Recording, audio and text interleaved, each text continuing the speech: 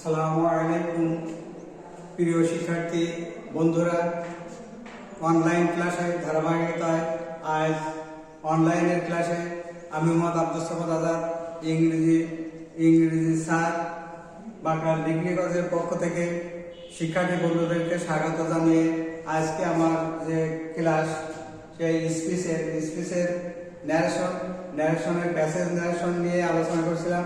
Passage ন্যারেশনের কিছু rules আছে, সেই রুলসগুলো ধারাবাহিকভাবে আলোচনা না করতে পারলে আমরা প্যাসেজ ন্যারেশনের যে বিষয়টা সে বিষয়টার সম্পর্কে আমাদের উপলব্ধি আসবে না। তাই আজকের এই ক্লাসে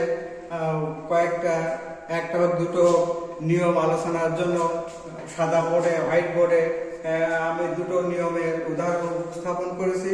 এই দুটো নিয়ম সম্পর্কে আজকে আমার টাইমের ভিতরে শিক্ষার্থী বন্ধুদের সামনে নিয়ে আমি আমার এখানে কিছু দুটো রুলের আলোচনায় অংশগ্রহণ করার জন্য প্রিয় শিক্ষার্থী বন্ধুদেরকে স্বাগত জানাচ্ছি। আজকে আমার এখানে দুটো নিয়মের দুটো রুলস উপস্থাপন করেছি। একটা আছে যে ডাইরেক্ট স্পিচে রিপোর্টিং ভার্ব এবং রিপোর্টেড স্পিচ বাদে যদি অতিরিক্ত কোনো অংশ থাকে, দ্যাট ইজ প্রেজেন্ট পার্টিসিপল যুক্ত কোনো অংশ থাকে, সেই অংশটা প্রথমে আমরা ইনডাইরেক্ট করার সময় স্পিচ পরিবর্তনের পূর্বে আমরা এটা প্রথমেই লিখে নেব, তারপরে সাবজেক্ট আসবে, তারপরে রিপোর্টিং ভার্ব আসবে, তারপরে আমরা ইনভার্টেড কমার ভিতরে যে অংশটা সেই অংশটা আমরা ইনডাইরেক্ট করব। তা প্রথম ডাইরেক্ট স্পিচে দেখা যাচ্ছে are you brothers inverted comma ভিতরে ask the mistress of the house turning to the dervishes. এখানে দেখা যাচ্ছে হাউসের পরে কমা আছে, তারপরে অতিরিক্ত অংশ আছে টার্নিং টু দ্য ডারভেসেস। এই টার্নিং টু দ্য ডারভেসেস স্পিচের বাইরে অতিরিক্ত অংশ। এই অতিরিক্ত অংশটাকে আমরা ইনডাইরেক্ট করার সময় প্রথমেই লিখে নেব উত্তরে, তারপরে যে এখানে দি মিস্ট্রেস অফ দ্য হাউস এই স্পিচের সাবজেক্ট, সেই সাবজেক্টটা লিখবো, তারপর ওখানে আছে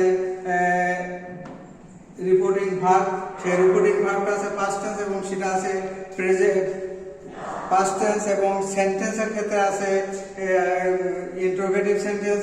ইন্টারোগেটিভ সেন্টেন্স কি কায়দা সেটা এখানে আমাদের যেহেতু আক্স বলা আছে তাহলে ওটা আমাদের ধরতে অসুবিধা হবে না।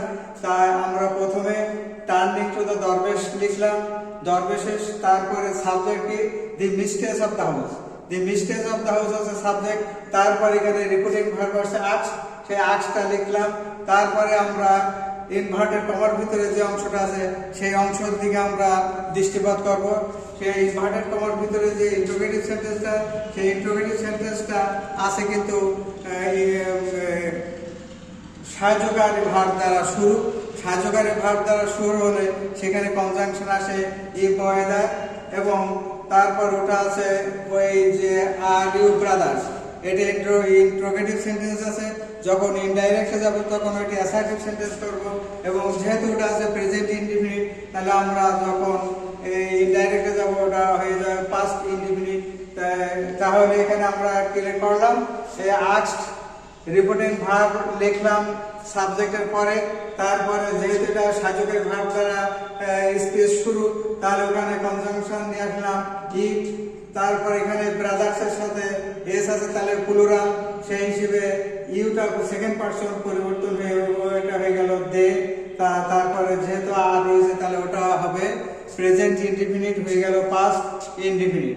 তাহলে এখানে দেখা যাচ্ছে কি ডাইরেক্ট স্পিচে যে অধিক ইনভার্টেড কমার বাইরে এবং সাবজেক্ট এবং রিপোর্টিং ভার্বের বাদে যদি অতিরিক্ত অংশ থাকে সেটা আমরা এইভাবে করব। আবার বলছি গোড়া থেকে যে অতিরিক্ত অংশটা আমরা ইনডাইরেক্ট করার সময় প্রথমেই লিখে নেব, তারপর সাবজেক্ট আসবে, তারপর রিপোর্টিং ভার্ব আসবে। সেন্টেন্স অনুসারে যেহেতু এটা ইন্টারোগেটিভ সেন্টেন্স তাই রিপোর্টিং ভার্ব হয়েছে আস্ক, আর যেহেতু এটা স্পিচটা সাহায্যকারী ভার্ব বি ভার্ব দ্বারা শুরু, সেই বি ভার্বের কারণে কনজাংশন হয়েছে ইফ, আর যেহেতু এটা প্লুরাল সেই জন্য দে আসছে, তার দে আসলো, তারপরে ইনডিফিনিট প্রেজেন্ট ইনডিফিনিট হয়ে গেল ডাইরেক্ট স্পিচে পাস্ট ইনডিফিনিট। অংশের বিষয়টা। তারপর আরেকটা উদাহরণ এখানে উপস্থাপন করা হয়েছে, সেটা কি? She said to me, you have remembered how she looked all this year. এটা অ্যাসার্টিভ সেন্টেন্স।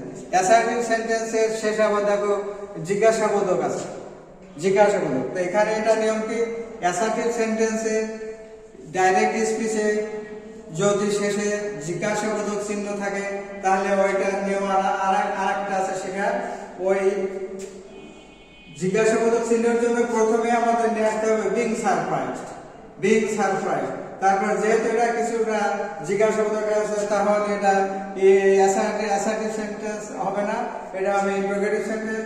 সেই হিসেবে এখানে সাবজেক্ট আছে শি, শির পরে আক্স আসলো, শির পরে যেহেতু এটা ইন্টারোগেটিভ সেন্টেন্সের ধারায় চলে আছে, যদিও অ্যাসার্টিভ সেন্টেন্সের সাথে ইন্টারোগেটিভ চিহ্ন আছে, সেই অ্যাসার্টিভ সেন্টেন্সেস থাকার কারণে বিং সারপ্রাইজ। তারপরে আমরা ওইটাকে ইন্টারোগেটিভ সেন্টেন্স হিসেবে আমরা ইনডাইরেক্ট করব, সেখানে she said to me, ওইটা she asked me হবে, ওইটা asked me হবে। তারপরে যেহেতু এখানে এটাও সাহায্যকারী ভার্ব আছে এখানে, সেই জন্য এখানে কনজাংশন আসবে ই।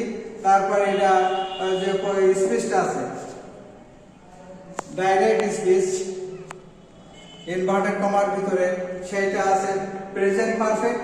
তাহলে ওইটা আমরা যদি ইনডাইরেক্ট করবো সুতরাং সেইটা হয়ে যাবে পাস্ট পারফেক্ট। পাস্ট পারফেক্টের গঠন জানা থাকতে হবে। তাই এর আগেও জানা আছে যে বলা আছে যে সেন্টেন্সের পর দখল থাকতে হবে, টেন্সের পর দখল থাকতে হবে, আর পার্সনের পর দখল থাকতে হবে, তাহলে ন্যারেশনগুলো ভালো হবে।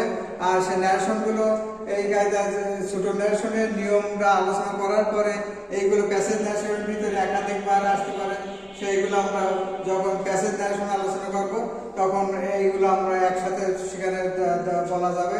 আর এখন তাহলে এটা প্রেজেন্ট পারফেক্ট ডাইরেক্ট স্পিচে, ওইটা হয়ে গেল পাস্ট পারফেক্ট। তারপর আরো কিছু সাবজেক্ট এবং ভার্ব আছে, সেখানে দেখা যাচ্ছে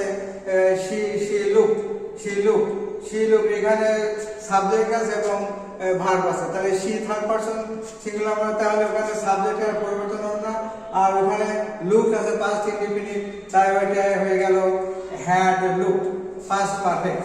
তারপর আরো কিছু শব্দ আছে ওখানে ডাইরেক্ট স্পিচেস আছে অল দিস ইয়ার, এই দিসটাকে পরিবর্তন করে আমাদের বলা আছে দূরবর্তী শব্দ, নিকটতম শব্দ যে একটা স্টার্ট আছে, ওইটা মুখস্থ করলে এগুলো বলা যায়।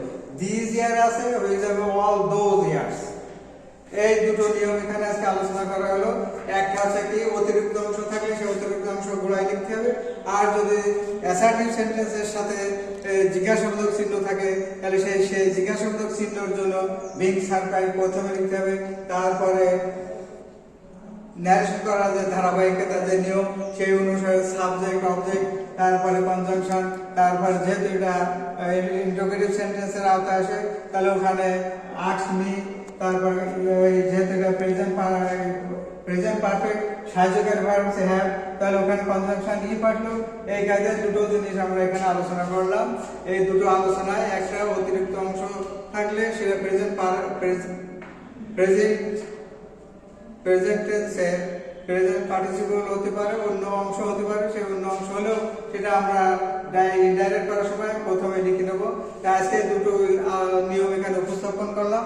এই দুটো নিয়ম বাড়িতে তোমরা একটু প্র্যাকটিস করবে, তাহলে এরপরে তোমাদের দখল আসবে। আর আজকে এখানে আলোচনা না থাকায় তোমাদের এই করোনা ভাইরাসের প্রভাবন সময়ে কিছু নিয়ম কানুন যা সরকার বলা আছে সেইগুলো তোমরাও মানবে, আমরাও মানবো, তাহলে আমরা করোনা ভাইরাসের আক্রমণ থেকে নিরাপদ থাকবো আল্লাহর ইচ্ছায়। তাই আল্লাহর উপরে ভরসা রেখে আজকে ক্লাস শেষ করলাম। সকলে সুস্বাস্থ্য কামনা করে ধন্যবাদ দিয়ে ক্লাস শেষ করলাম। আল্লাহ হাফেজ।